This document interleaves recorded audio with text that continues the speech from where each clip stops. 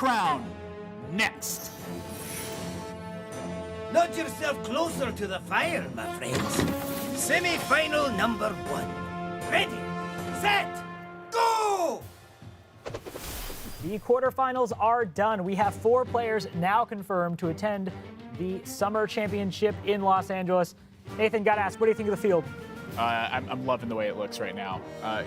Obviously heartbroken for Amnesiac that he's missed out again, a close friend of mine, but Yay Tears has been a solid player for a long time, and as we've talked about all tournament long, really nailing the metagame for this one was such a big part of this one. It felt like in Europe, it was so much about finding the right build that worked first. In Asia Pacific, it felt like it was about solidifying your matchups with those builds. And then here in the Americas, it felt like taking advantage of folks who tried to get too fancy. And the Hunter did a fantastic job of that for Yay Tears over the weekend.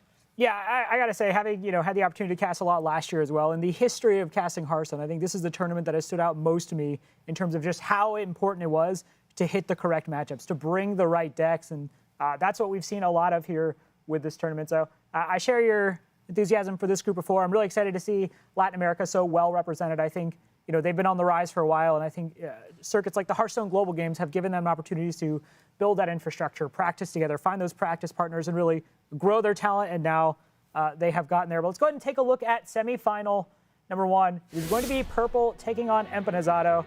Much has been made of Purple, and deservedly so, but I do want to highlight Empanizado here is no slouch, and I think this will certainly be an uphill battle for him given Purple's lineup, but very much expecting him to be equal to the task. It certainly seems to be the case. Now, his lineup isn't quite as aggressive as a lot of the ones that Purple has been taking advantage of, but Paladin is still going to be the big question mark for me. Empanizado bringing Pirate Warrior, Murloc Paladin, and Highlander Priest. Important to note that he's got the Corpse Taker package in his Paladin list, and on Purple's side, he has got the Control Warlock as the kicker there. The Control Warlock featuring 2 copies of Galaka Crawler, it's got Shadow Bolt, it's got 2 Tar Creepers, much more targeted towards pirates specifically, as the rest of the deck does a pretty good job dismantling board-centric decks. Yeah, one thing I do want to point out, and it has been brought up over the course of this weekend, is when you look at the full removal suite of Purple's Warlock deck, one important spell is missing, that is Twisting Nether. We saw a little bit more towards the early stages of the summer season, but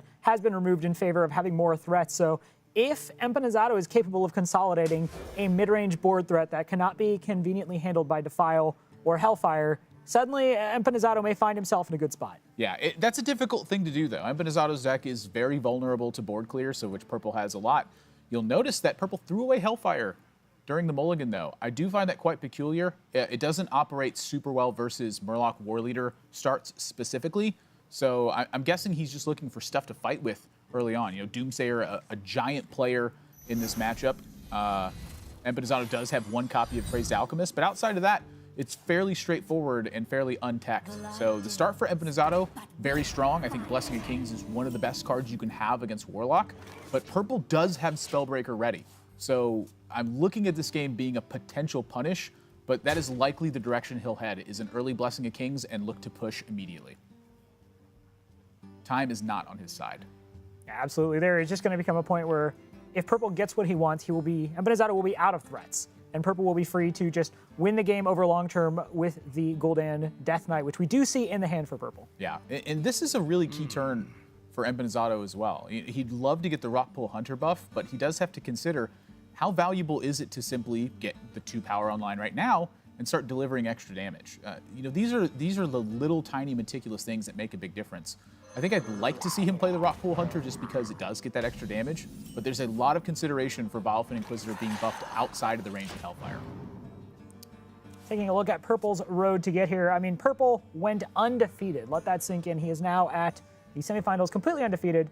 Took out names that we should all be recognizing at home as fans of competitive Hearthstone: Quoned, Ike, Luker, Amnesiac, and we did see him take out D. Pacman once and then D. Pacman a second time in rapid succession. Yeah. And Purple here, playing the Galaka Crawler on 2 to just contest board. I am fairly surprised that Empanizado chose to simply trade into the Galaka Crawler. I find that quite peculiar. All right, so if the Blessing of Kings comes down now, Empanizado will be able to start pushing some damage. You mentioned the Spellbreaker. If the board is to stay extremely squishy, however, I am looking at that coin Despicable Dreadlord as going to tear apart Empanizado's board. Well, he won't. He probably won't have the liberty of that. I mean, this is going to require some attention, or the damage is going to pile up real big. Now, my question is, does Purple have a follow-up if he chose to coin Despicable Dreadlord? And since in this spot he doesn't have that follow-up, I just really don't see him taking that direction. I think Spellbreaker just has to mitigate damage here, and already at 18, you can see what happens when you don't draw your AoE. And again, I'm very surprised that Purple didn't keep the Hellfire. It is so good in this matchup. A turn 3 Hellfire would have shredded Empanizado's board.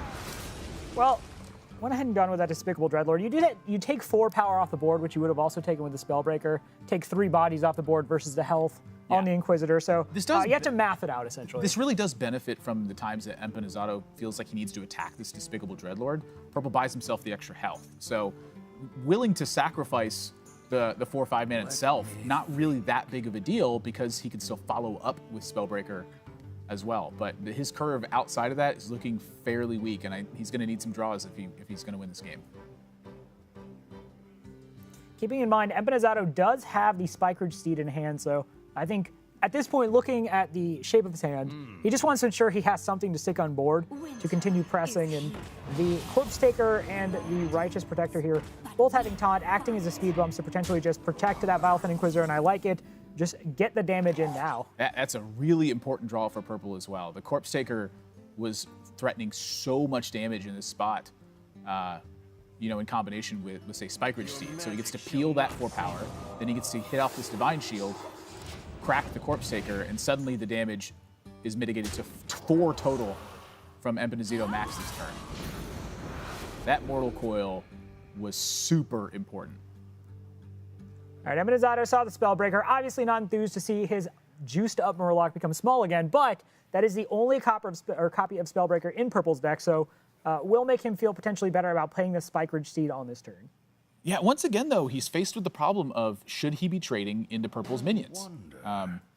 If Empanizado had traded off that Despicable Dreadlord last turn, that Corpse Taker stuck to the board, and that Spellbreaker might have had to head for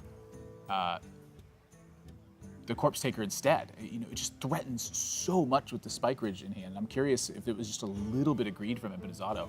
I also find it peculiar that given the trade early on, he chose to follow up with damage afterwards as well. And this is the way Spike Ridge Steed ends up panning out. It is great, and it makes a big minion, but it's not a big damage that is prioritized in terms of the damage.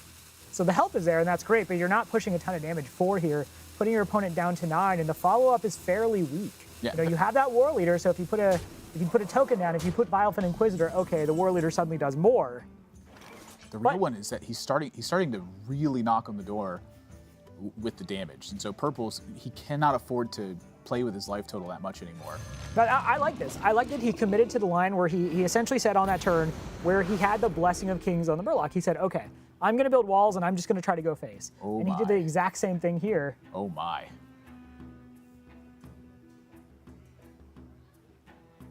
This turn just got really weird. I honestly wasn't looking at Purple's turn too closely. I think the Mountain Giant is his route to victory. It's just being able to crash through and survive just by the skin of his teeth until he gets to Gul'dan. The Stormwatcher could have made that difficult. Empanizado's going to go wide on board, and setting Purple to 3 is very crucial. It means a Hellfire and a Personal Enforcer are off the table. And this is the full realization of him committing to the line. My gosh, that is a huge draw for Purple. He gets to wipe out the board now and potentially stabilize this. Empanizado has 1 card left. Defile can kill the entire board, I believe, if I've done the math on this correctly. So the Mountain Giant crashes over the 3/6. That leaves a 2/6 body on board, plus the 4/3 and the 4/2. You then run the Spellbreaker over the 2/6 body, and you're left with a 2/2, and then there's plenty of 1s and 2s and 3s on the board, and it chains its way up. He can also do it with the Tainted Zealot. And I'm curious if he does it with the Tainted Zealot and keeps his Mountain Giant alive. It's a complicated turn, and I'm not going to bother to do it. I'm just going to let you watch Purple do it.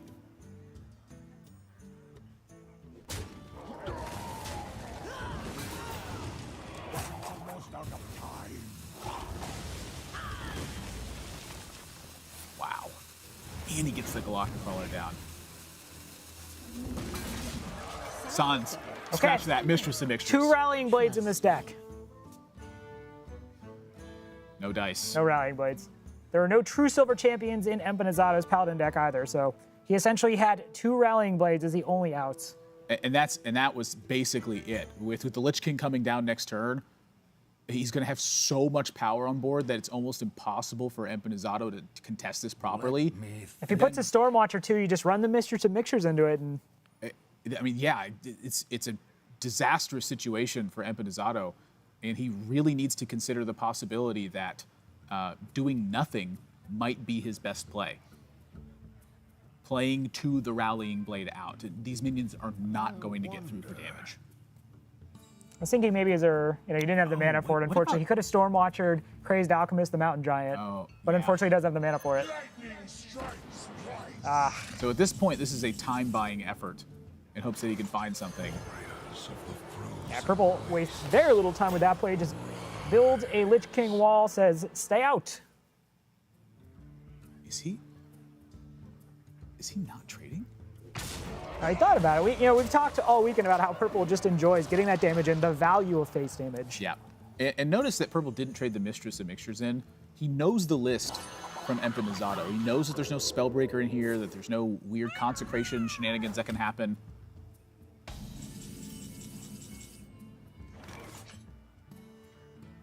And if he gets past this next turn, I mean, how does he not, though? it is done. I mean, how does he not get past this next turn? That's what I'm trying to think. I don't think there's anything Empanizado can pull out. I think game 1 here is going to belong to Purple. Going to go ahead and get that win, I think, on this Warlock deck. What a turnaround.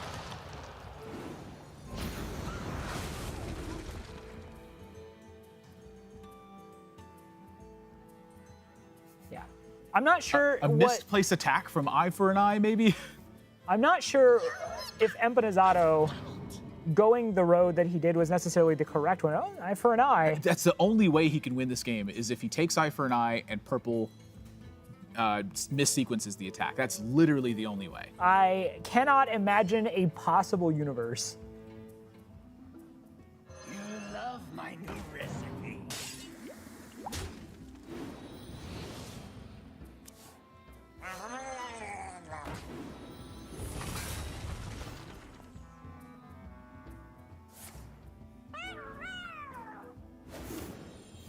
You can tell by Purple's facial expression that he's guessing this is like, Oh, no, he is messing with us. Wow. Oh my gosh. Purple. Oh, my goodness. That is good. For a second, just honestly, after all of the surprises today, I felt my heart just, whew. Mine just stopped. I was like, there's no way. I was like, Ryan Murphy, don't you dare. don't you dare. Don't you dare. Don't do that. Yeah, I was, okay, win for Purple. No unforeseen shenanigans there. He's going to go up 1-0. Now, Empanizado's road there, he made a decision fairly early on how he wanted to comport himself in that game, and he stuck to it. I do like sticking to that road, and he came up just a little bit short, but that is a match where that Warlock deck is specifically designed to really mess with any deck that predicates its win condition on early board pressure. Right, and that's again, my issue with the game was he traded early on. Yeah. Which I don't have a problem with. The chip damage means a lot, though, as we saw in Ike's Paladin game versus Empanizado. But then towards the middle stages, he didn't trade over the Dreadlord. And if he traded over the Dreadlord, I think he would have gotten there. Yeah, certainly stuff to be considered, but I'm going to go ahead and hop into a quick break. When we come back, game number 2, can Empanizado run it back?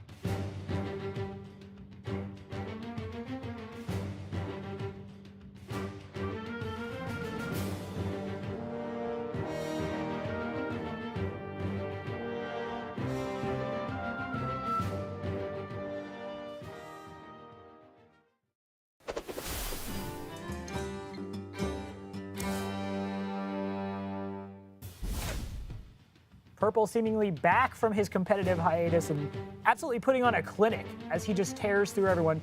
Currently 8-0 in this tournament. It is ridiculous, Purple's performance when he wants to compete. You know, you look at the stats by class amongst these guys. You know, Purple had mentioned that his Warlock, he felt like was a problem. He's now 9-4 in games with the Warlock deck. His biggest struggle has actually been Paladin, where he has an overall record of 7-6 with it.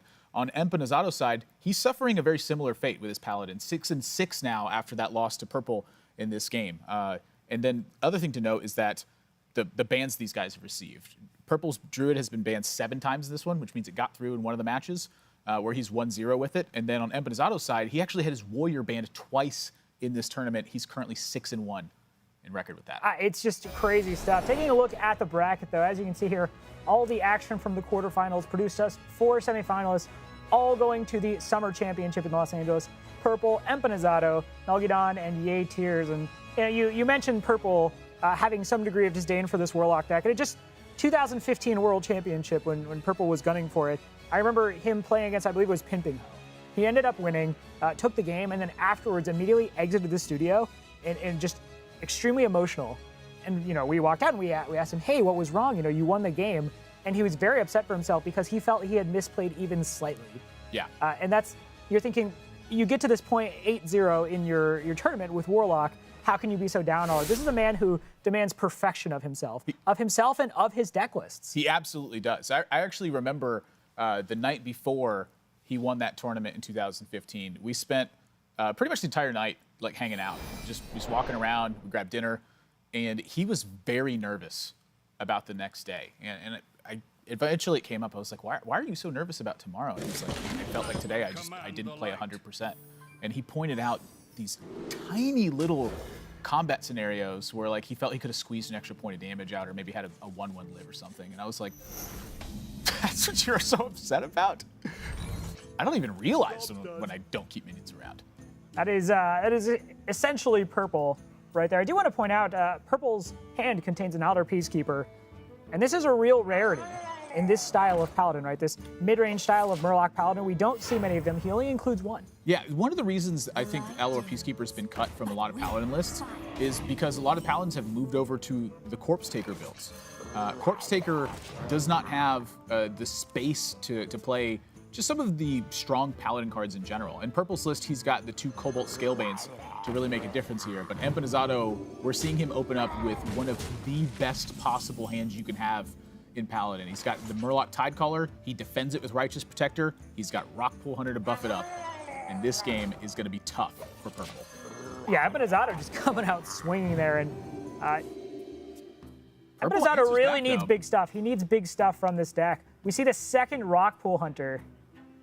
Whew. Wow, this is gross. Wow. Wow. Wow. Wow.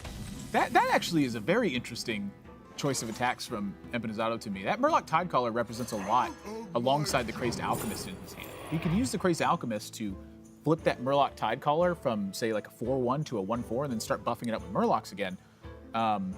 And then on top of that, it just represents a ton of damage. I'm very surprised he chose to get rid of it while he has the Righteous Protector down to run blocker for it. Yeah, and Purple not running any Consecration, as has not been the case in most of these styles of decks. So the Righteous Protector probably did just actually righteously protect that Murloc. And he took Wrathion for Purple, but Blessing of Kings in hand for Empanizado is spelling quite the considerable amount of damage that can be pushed in this turn. With the Crazed Alchemist, it's very likely I think he was just considering what it looks like versus Stonehill Defender. Can I get an easy trade with my Divine Shield still up?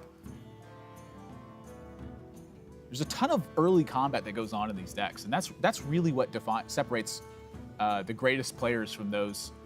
From me. Mostly from me.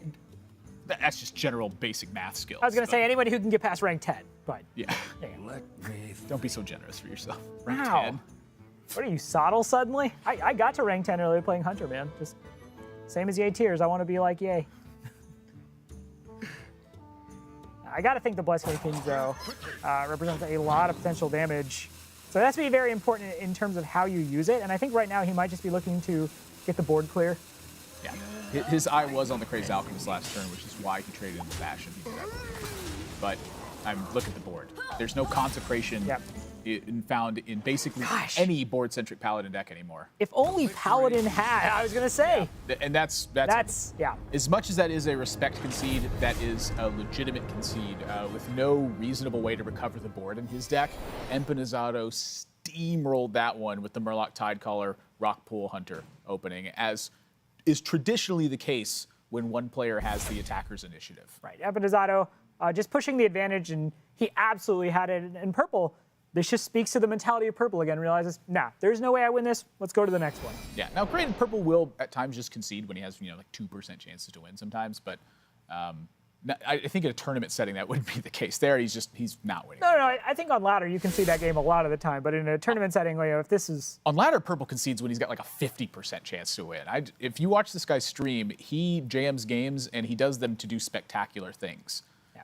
He very rarely takes ladder very seriously, and despite that is still often found with a 2-digit legend number next to his name. Yeah, regularly streaming for Gamers Origin, as you see on the sweater there. Very proud member of that community. Oftentimes streaming in French, which I do not understand. So Purple, please stream in English more so that I understand what you're talking about. I took 4 years of French in high school. I remember almost zero of it. Taking multiple years of a foreign language in high school, 10 years later translates to having never taken any years of a foreign language. When I hear it, I can kind of understand it, but, it is what it is. Empanizado, though, he has just been on point with so much of his combat. Like, there's at times when I will disagree with the approach that he's taking, but with the game plan he has in mind, he's been making the most of those.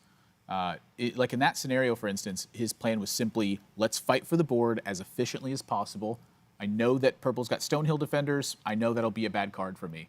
Save the Crazed Alchemist, deal with it that way. I don't need this Tidecaller to win the game. Yeah, he did that, and it ended up, obviously, it's worth pointing out, he had a very strong start. He had a lot of options in the beginning, but oftentimes the measure of a player is how you make use of those options. Yeah. And, we postulated on the use of Tidecaller, but it ended up working in a manner that was extremely advantageous for him, got him the win, and now he has tied up the series again. Empanizado, the first player from Mexico in the history of the Hearthstone Championship Tour to make it to this point. So already made his country proud. Would love to go ahead and crown himself the America Summer Champion to add to that accolade. Yeah, it'll be an historic moment either way. Either Empanizado can be the first Mexican player to win it, or Purple will be the first America's player to win 2 titles. Sure. For America's playoffs. In 2015 he won the whole thing, and now here he's 2 matches away, tied against Empanizado. So, good old-fashioned priest mirror match. Yeah, we see Empanizado having really the half of the all-important combo, which is that Shadow Reaper Anduin. Whoa. This draw is looking sick for Purple. Highlander Priest oftentimes does not have efficient answers to Acolyte of Pain. Outside of Shadow Word Pain and Silence, it basically is getting value here. And this matchup is absolutely about the cycle. It is about getting to those combo pieces. So Empanizado having Shadow Reaper Anduin is extremely important, and it's great for him. But if you don't necessarily have the engines to draw deeper into your deck, you can just get passed on by. Yeah, and this was super important for Empanizado to just, pay respect to the Acolyte, give Purple his 2 cards, and mitigate the damage. If he had not done that, that Northshire Cleric would have gone nuts this game. Curious Glimmer in a format where your opponent's deck is just absolutely ace card.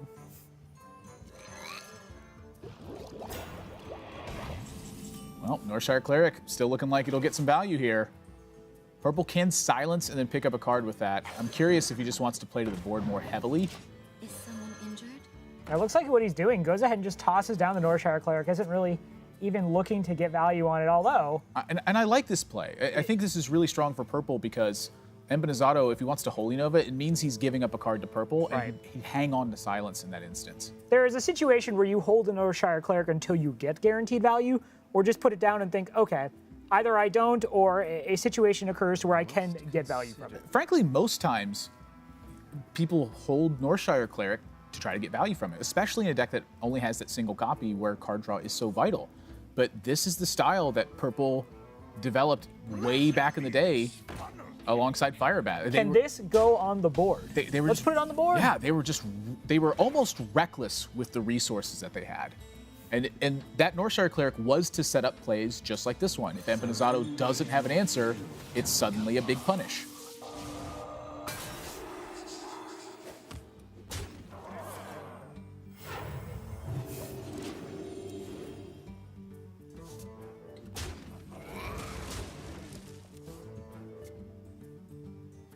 And we talk about the win condition for this deck being the combination of Raza the Enchained and Shadow Reaper Anduin. But look, if you can just get a big enough board against a Highlander deck, they don't have the answer. That is something Empanizado has to keep an eye on. I'm not saying he's anywhere near in danger just yet, but he is staring down a big board. Yeah, the damage really matters in a matchup like this because once you play Shadow Reaper Anduin, you are then limited to your spells that heal. Yeah, you used to protect, now you attack. Yeah. That's it. And for Empanizado, I mean, this is possibly 11 damage that could crash through next turn. Now, I think Purple is probably going to kill this Priest of the Feast. But the issue still stands. I love this, man. I love watching Purple play. It's just, Gosh. does this cost 2 mana? Do I have 2 mana? Put it down. Can my minion attack something and live? No. Face. And Purple right now is just, no, this is the old side stuff. He's like, do you have anything for this? You gonna do something? I'm gonna make you do something. Do something. It's just relentless aggression.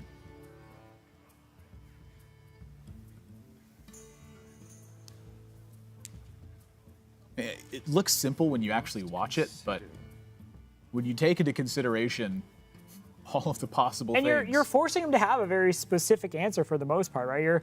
Yeah, there are some hijinks with Holy Nova and then the Priest of the Feast to get rid of the Raza, perhaps, but you're basically saying the only way this board is just cleanly cleared is with a Dragonfire Potion, right? Otherwise, you're going to have to expend multiple resources. You're going to have to play inefficiently. Wow, right into the pint size. Cabal Shadow Priest. God, I hate this card so much. I didn't bring it up this time. I did let the record show I was trying to be the bigger man. That is a massive swing, and Purple's got damage coming as well. 7 uncontested. I think Purple knows that Dragonfire Potion isn't there, given that the Raza board was not done so with a 6 health Priest of the Feast. And while that can alleviate some of the pain here... Did you know Highlander Priest is actually just a beatdown deck? Just get him. It's great at curving out. Oh, and sure. just pouring out tons of damage.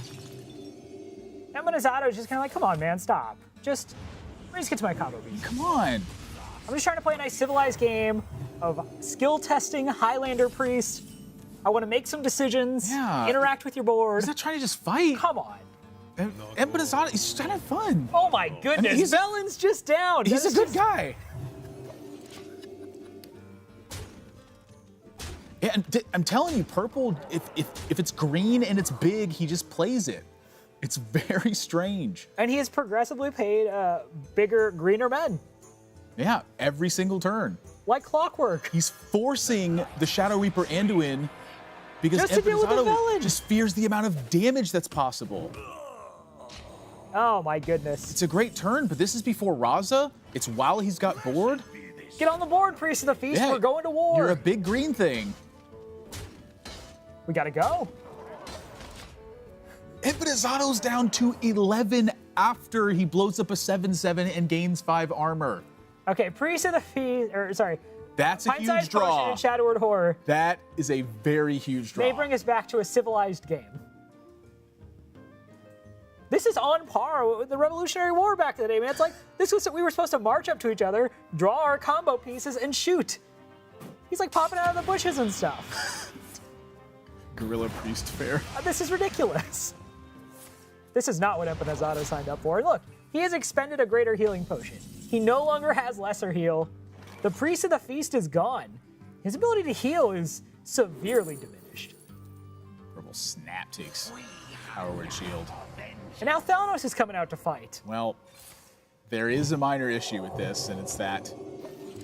Oh, Now, There Take is back no my- issue. There's no Yeah. longer an issue for Things purple. are great. Cabal Shadow Priest was going to be, again, an important swing against purple, just denying him the card draw. But since he's drawn Shadow Reaper Anduin, this game is almost won at this point. Kazakus has a lot of work to do. And I just want to point out, he's going to be able to get his own Thalnos back. 10 armor, 9 damage. The damage armor potion is basically the nuts in this matchup. The thing that Empanizado is looking for is to simply swing the life total as drastically as possible. So which one of those is more important? And I'm guessing he favored armor. And he's got damage. But that's a 10 mana potion. That is a 10 mana potion. He's on 11 health. Well, is he dead?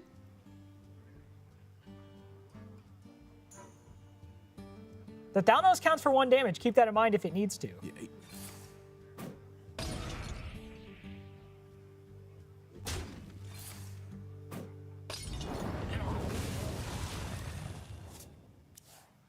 So purple's trying to stop Empanizado from having damage available the turn he goes into the Raza. Gain 10 armor, summon 3 minions.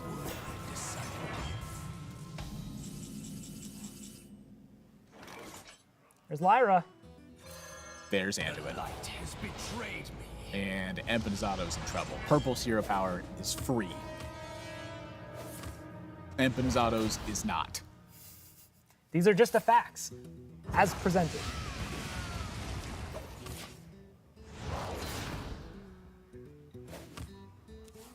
Saying, I don't even need to worry about this. I'm not going to try to win this from the board. He's in trouble.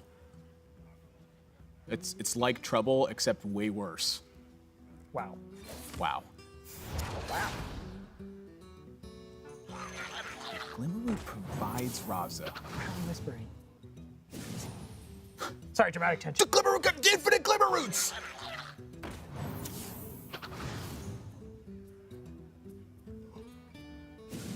Second Kazakus potion.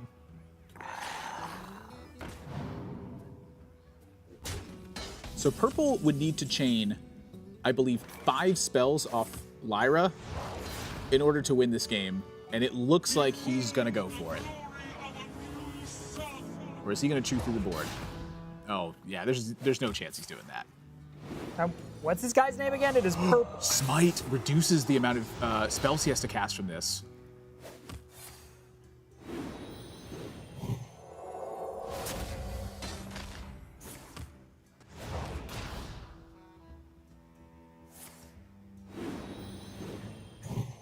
Mind vision. Oh my. Well, I heard the job's done and the turn did get passed, so. Empanizado. Oh gosh. It's over. No chance for Empanizado to win. I mean, Nope. even without the Velen, it's just disgusting looking. Can you get something with the Kazak's 5 mana potion? I don't think you can that gets you out of it. I mean, can you get James Franco out of a Kazakus potion? Because it has to do everything if Empanizado is going to win this game. I'm going to check. I do not think you can do that. Yeah, none of those options were James Franco.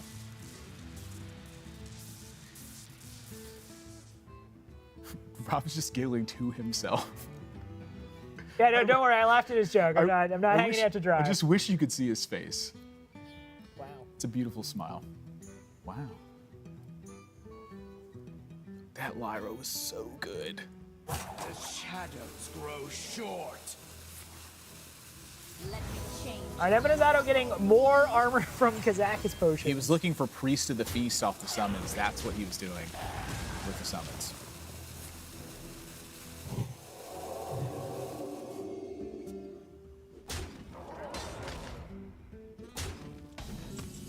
Wait a minute, does purple have enough here? No. No, he does not. Yeah, he's actually missing damage here. Wait. So hit to Velen for 4. He's 1 off. Yeah. Yeah. Could just hit and then Dragonfire. Hit again. Zakas. Yep. Zakas for 1. Why not?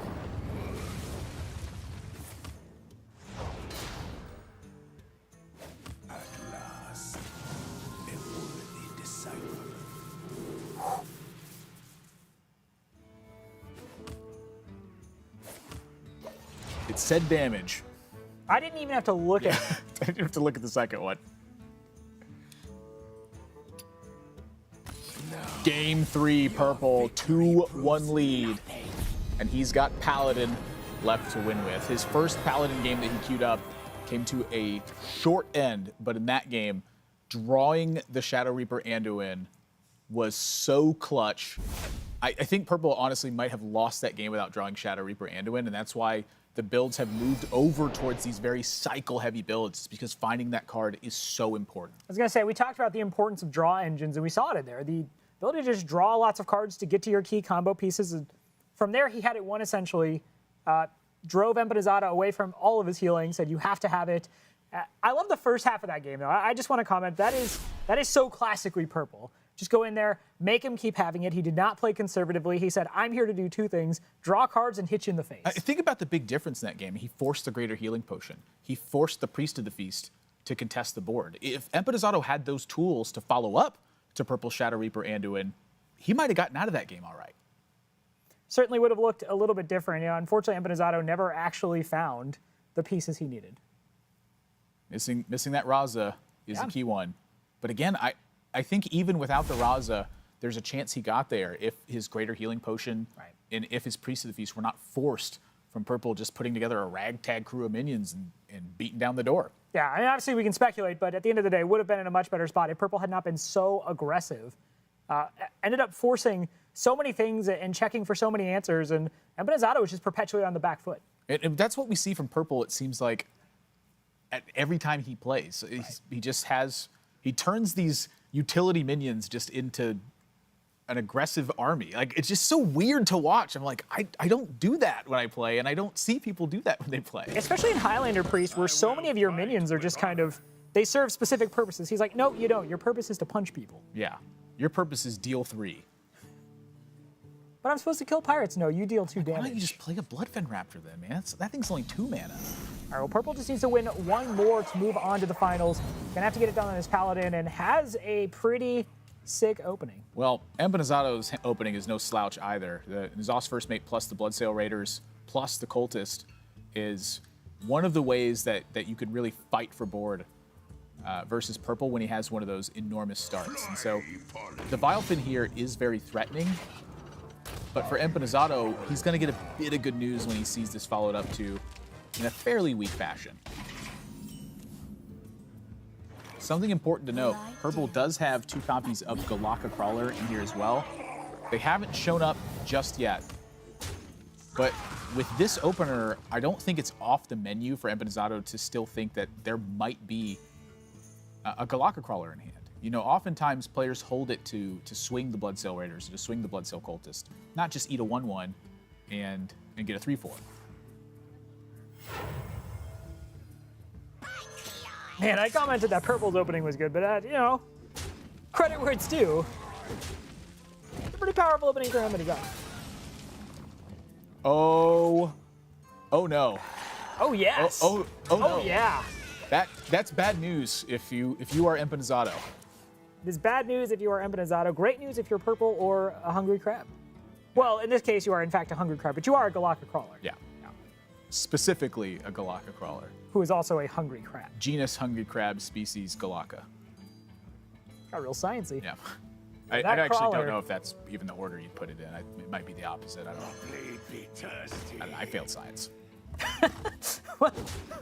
We got to the point of that story pretty handily there. The Crawler comes down at a great moment, and the Frothing Berserker comes down in response. The Elder Peacekeeper feels like a really important tool in this matchup. It definitely can be. If the board turns into these mid-range combat battles, being able to keep an extra minion alive, or just tempo is a big deal. Or essentially neuter the Bittertide Hydra. There's 2 of them in Empanizado's deck. And that's likely what the main use of it for is in this matchup. And now with the Rallying Blade down, Empanizado's got even more issues to worry about. He still needs to kill this Galaka Crawler. That would require the Heroic Strike right now. If he uses the Heroic Strike, delays his progress. If he delays his progress, gives Purple an extra turn. A lot of problems are coming up right now for Empanizado. He's on Double Raider. Could have gone for the Heroic Strike, Dread Corsair onto the cleaned up board at that point. Yep, and this is exactly the issue I was talking about with the mid-range combat battle. Here, Purple now keeps his Galactic Crawler around. The weapon is still fairly mitigated, although it will get buffed thanks to the second Cultist. I was going to say, this is the reason why the Dread Corsair is honestly totally just worth keeping in the hand. Is you have the Cultist you can pair it with, and this hook getting a lot of value. Yeah, Rusty Hook is definitely one of the major tools for the more mid-rangey battles. Purple gonna... Fairly weak turn here, but... He's gonna hope a minion lives. He's going, please no Kor'kron Elite. Bone Mare into Tyrion Fordring. And that's not dream. Kor'kron Elite. This is the dream. Empanizado is about to be in big trouble. Oh, he's got the Dread Corsair. Never mind, he's not in the biggest trouble in the world. This is fairly minor trouble. He is in got caught watching TV when you were supposed to be asleep trouble. Yeah. You know, your parents are like, hey, it's 9, you're supposed to be in bed. Yeah. But there are worse trouble to be in. I'm just trying to bone mare, Mom. Boom.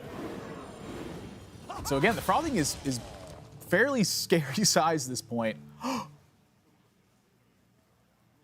Does he go for the full protect on the Frothing Berserker here? It's a lot to invest, but you say, okay, I've seen the one Peacekeeper. His fear would be quite literally Tyrion in this spot. Sunkeeper Tarim is a problem. Spike Ridge Steed would be a problem, but it's not the end of the world. Stonehill Defender, ooh, that'd be a problem. There's a lot for Empanizado to consider here.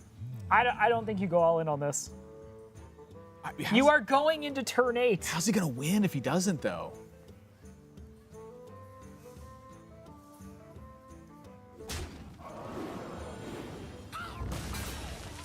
I mean, you push 9 here. You set your opponent to 13. Purple, then you play the Kor'kron. Purple, mind you, fist pumped at the trade. I think you trade into the Bone Mare. If he plays Tyrion, you got 2 Spellbreakers in the deck. Good luck. He's going for it. I think this is the right call for Empanizado. This pushes a ton of damage. Oh, it just hurts my heart. And it's a big, major threat. And that's the value of Frothing Berserker. All these minions you have to trade in to stop your opponent from doing stuff piles on here. Nathan, put your faith in the light. Woo! 2 outs for Empanizado. Spellbreaker will win the game. That will not. Pirates code less. In fact, that will likely lose the game. Oh, but look, I didn't necessarily like the play that you suggested at first, but it did really play to an out, and he's in a situation where the edges of the map are filling in, and there's much less room for piracy in the coming turns. Oh, yeah. Oh yeah. Not that Galactic Crawler is even really necessary at this stage. It's just icing on the cake. Purple turns the corner, stabilizes. And look at this. He goes, yeah. I'm just going to hit him in the face. Yeah. Get your Spellbreaker. And he's even taking off the headphones. Purple, what a god. This is absolutely his tournament. When you know, you know. Oh, 1 card off! Spellbreaker! Where were you? You're fired! It doesn't Purple matter. moves on to the finals in a hunt for his 2nd America's national title. Purple absolutely destroying this tournament. Now 9-0, heading to the finals. He's already booked his trip to Los Angeles. This is just the extra stuff, man. This is just that extra good stuff. We saw Muzzy 10-0 at the last playoff. And since then, we were like, oh, no one's going to 10-0. It's not going to happen for a while. We're looking at another player 10-0. Like, what's going on? But look at the caliber of players doing it. It's Muzzy. It's potentially Purple. Pavel got his. It's just, this is insane. But this is exactly what you want to see. This is the caliber of player you expect to make these sorts of runs. Muzzy, #1 points in the Americas right now. Pavel, world champion, making his 2nd championship appearance here at Summer this year. Purple, every time this guy steps in the scene, he is a major threat to win the tournament. 3 in 1 year would just be insanity. Purple's still got to do it, though. And that's the question. Can he do it? Can he get to 10-0? He's going to have one more opponent to face. His games have looked so clean, and he's been taking some risks here and there, but those risks have been paying off. You see the light at the end of the tunnel as soon as he sets up the board state. He just has to fade that one draw. Can he do it one more time? We will find out. First, he's going to have to wait for his next opponent, coming from semifinal number 2.